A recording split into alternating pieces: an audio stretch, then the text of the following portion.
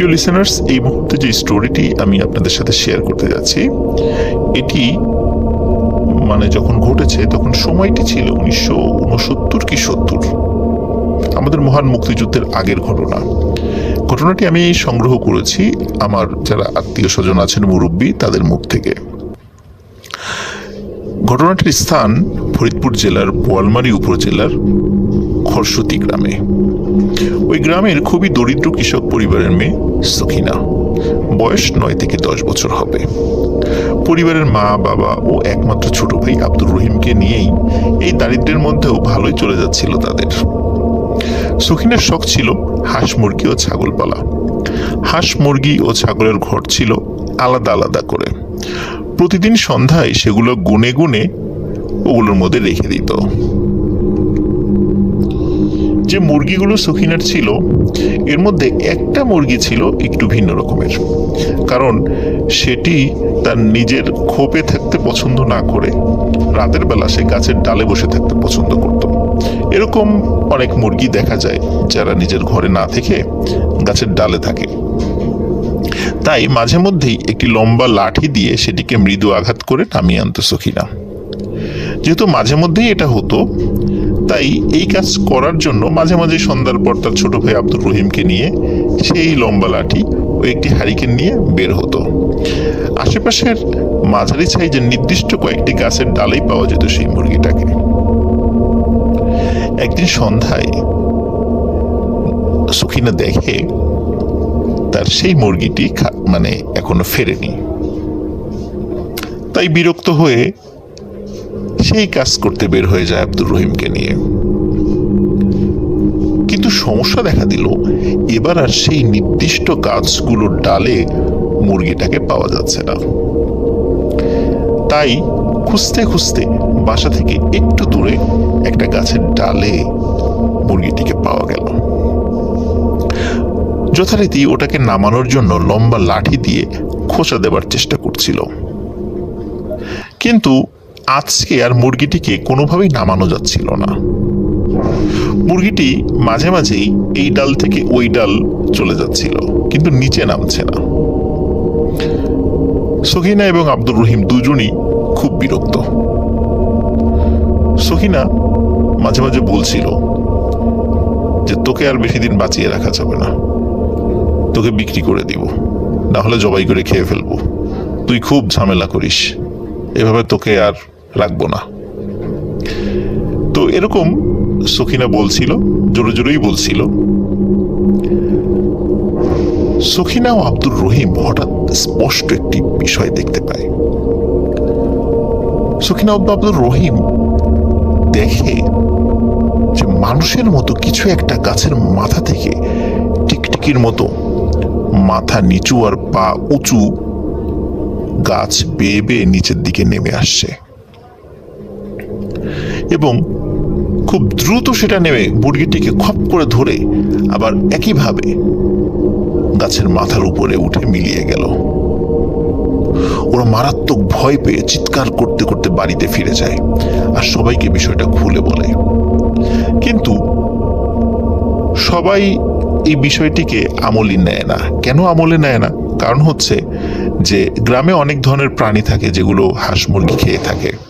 এর মধ্যে গন্ধগোকুল বা খাটাস এগুলো অন্যতম।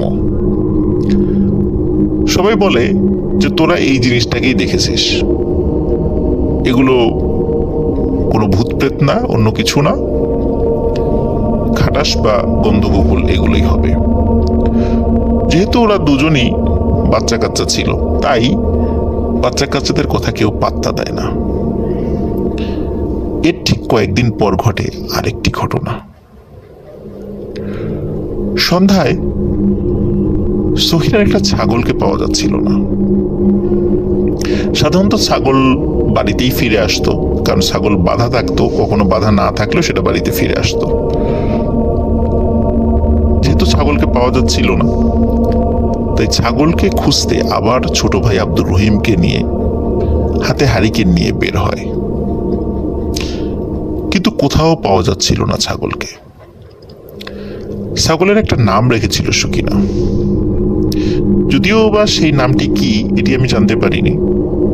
বা আমি তাদের কাছ থেকে শুনেছি, আমাদের যারা পরিচিত মুরব্বী ওনারাও বলতে পারেননি।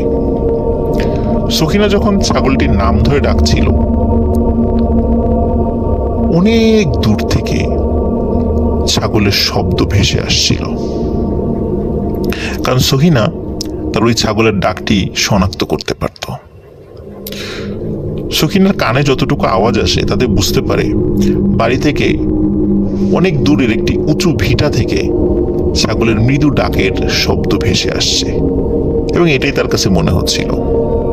আব্দুর রহিমও বলে, হ্যাঁ ঠিক ঠিক ওই উঁচু ভিটার ওই দিক থেকে ছাগলের শব্দটি আসছে। তখন ওরা দুজন ওদিকে চলে যায়। এখানে বলে রাখা ভালো যে ওদের বাড়ি থেকে একটু দূরে যে উঁচু ভিটাটি রয়েছিল, এটি আসলে ছিল একটি শ্মশান। বর্ষাকালে যখন সব দিক পানিতে তলিয়ে যায়, তখনই আশেপাশের কয়েকটি গ্রামের হিন্দু ধর্মাবলম্বীরা লাশ পোড়ানোর জন্য এটা ব্যবহার করে। আর যখন শুকনোর সময় থাকে তখন এটা ব্যবহার করে না, নদীর পাড়ে লাশ পোড়ানোর জন্য নিয়ে যায়। তখন ছিল শীতের সময়, তাই চারদিকে শুকনো ছিল। আর ওদের বাবা সেদিন বাড়িতে আসতে কিছুটা দেরি করছিল বলে দুই ভাই বোন নিজেরাই সাহস করে চলে যায় সেই ভিটায়। সেই ভিটায় কিছু বড় গাছ ছিল এবং বেশ কিছু ঝোড় ঝাপ এগুলোও ছিল। গাছগুলো পার হয়ে ওরা যখন মূল ভিটায় গেল, তখন আর কোনো ছাগলের শব্দ পাওয়া যাচ্ছিল না, শুধু ছিল চারদিক থেকে ঝিঝি পোকার ডাক। সহিনা তখন ছাগলটির নাম ধরে আবারও ডাকে। সাধারণত সখিনা আগে দেখতো যে ছাগলটির নাম ধরে যদি সখিনা ডাকে, ছাগলটি উত্তর নেয়, এবং ছাগল যেভাবে শব্দ করে সেভাবে শব্দ করে সে উত্তর নেয়। সখিনা যখন কয়েকবার ছাগলটিকে ডাক দেয়, তখন আবারও ছাগলের শব্দ তাদের কানে ভেসে আসে, কিন্তু এবার মনে হয় যে ছাগলের শব্দটি ঠিক মাটির উপর হচ্ছে না, মাটির উপর থেকে উঁচুতে, মনে হচ্ছে গাছের আগার থেকে এই শব্দটি ভেসে আসছে। তখন ওরা যখন আবারও ছাগলটির নাম ধরে ডাক দেয়, তখন এক পাশ থেকে ছাগলের শব্দ আসে। ওরা দেখে একটি লম্বা গাছের দিক থেকে শব্দটি আসছে। সখিনা এবং আব্দুর রহিম হাতে হারিকেন নিয়ে সেই গাছটির দিকে যায়, কিন্তু সেখানে গিয়ে উপর দিকে তাকিয়ে কোনো ছাগল দেখতে পায় না। আবারও ডাক দেয়।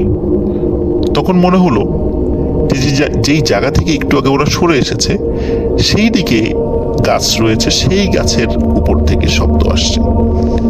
ওরা সেদিকে চলে যায়, গিয়ে উপর দিকে তাকিয়েও কোনো ছাগল দেখতে পায় না। তখন আবারও ছাগলটির নাম ধরে সখিনা ডাক দেয়। এবারে ডাকেও ছাগলটি উত্তর নেয় তার মতো করে শব্দ করে, কিন্তু মনে হচ্ছিল অন্য আরেকটি গাছ থেকে সেই শব্দ ভেসে আসছে। তার মানে হচ্ছে ছাগলটির শব্দ সরে সরে যাচ্ছিল, একই জায়গায় ছিল না। এবার যখন তার একটি গাছ শনাক্ত করে সেই গাছের নিচে গিয়ে উপর দিকে তাকায়, এবার ছাগলের দেখা পায়। অদ্ভুত ব্যাপার হচ্ছে ছাগলটি ওই গাছের অনেক উঁচু একটি ডালে দাঁড়িয়ে আছে, অনেক কষ্ট করে দাঁড়িয়ে আছে, মনে হচ্ছে এখনই পড়ে যাবে, কারণ ছাগল তো গাছের ডালে আসলে দাঁড়িয়ে থাকতে পারে না। এখন প্রশ্ন হলো, ছাগল এই গাছে উঠলো কিভাবে? ওঠার তো কোনো সম্ভাবনাই নেই। আর ডালের উপর যে দাঁড়িয়ে আছে, মনে হচ্ছে মাত্র ও ডালের উপর দাঁড়িয়েছে, কেউ ধরে ওকে দাঁড় করিয়ে দিয়েছে এবং এখনই পড়ে যাবে এমন মনে হচ্ছে। চাঁদের আলোয় হঠাৎ দেখে সেই ছাগলটিকে ধরতে সেই মানুষের মতো অদ্ভুত প্রাণীটি নেমে আসছে। ছাগলটি ভয়ে ডাল থেকে লাফ দেয়, লাফ দিয়েই ছাগল মারাত্মক আহত হয়।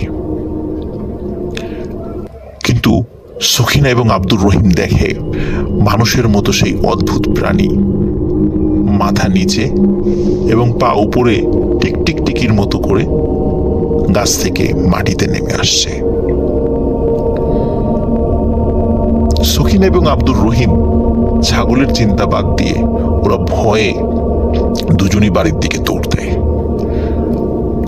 ততক্ষণে ওদের বাবা বাড়িতে ফিরে এসেছিল। যখনই শোনে যে ওই শ্মশানের ওইদিকে ওই ঘটনা ঘটেছে, তখনই ওর বাবা বলে, তোরা ওদিকে কেন গিয়েছিস?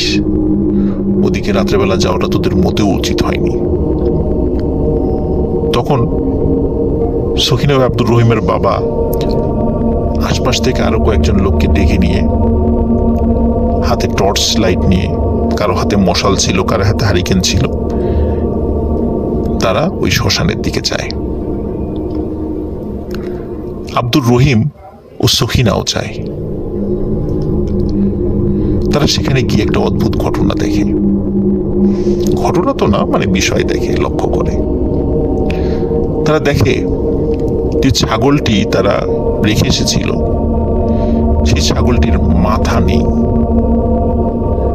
এবং মনে হচ্ছিল যে ছাগলের বুক চিরে কেউ ভেতরের হৃৎপিণ্ডটা নিয়ে গেছে। চারদিকে রক্ত আর রক্ত। ছাগলের মাথা এবং হৃৎপিণ্ডবিহীন দেহ তারা দেখে এক একজন এক এক রকমের মন্তব্য করে। কেউ কেউ বলে এটা হচ্ছে একটা পিচাস, শুদ্ধ বাংলা যেটাকে পিশাচ বলা হয়, যে এটা কোনো পিচাসের কাজ। কেউ কেউ বলে না, ওরা বাচ্চা মানুষ, ওরা ভুল দেখেছে, এটা হয়তো বা কোনো মেছো ভাগ বা এই টাইপের কিছু হবে, এরকম কিছু না।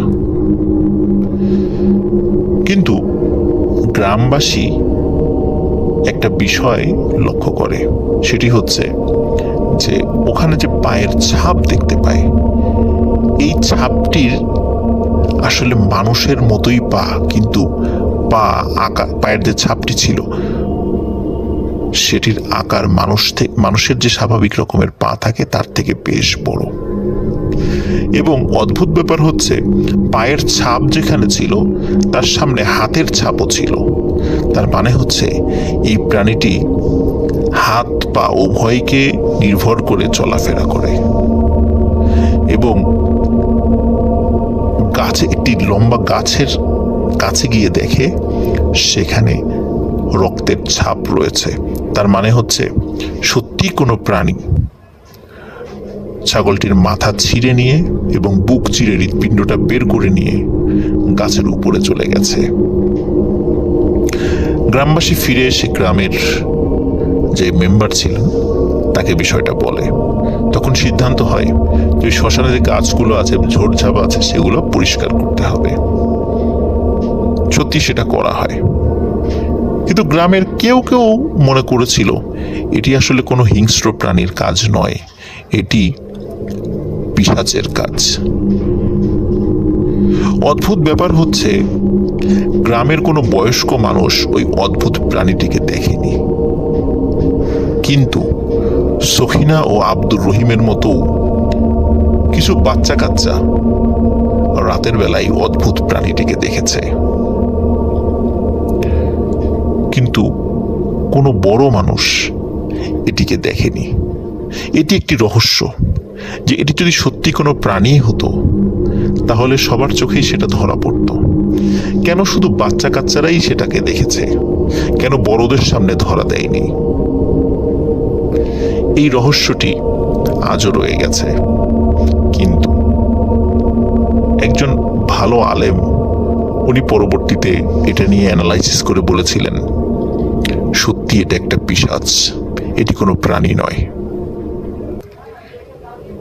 এরপরেও ওই গ্রামের বেশ কিছু হাঁস মুরগি মিসিং হয়, কিন্তু এটি আসলে কে নিয়েছে তার কোনো প্রমাণ পাওয়া যায় না। কেউ কেউ বলেছিল এটি সেই পিশাচেরই কাজ, কিন্তু আসলে কে নিয়েছে এটি কেউ জানে না। এখনো নাকি কখনো কখনো কখনো কোনো বাচ্চা কাচ্চারা সেটিকে দেখে। এটি ছিল ঘটনা। আরো ঘটনা পেতে আমাদের চ্যানেলকে সাবস্ক্রাইব করুন, আমাদের সাথে থাকুন। ভালো থাকবেন, সুস্থ থাকবেন। আসসালামু আলাইকুম।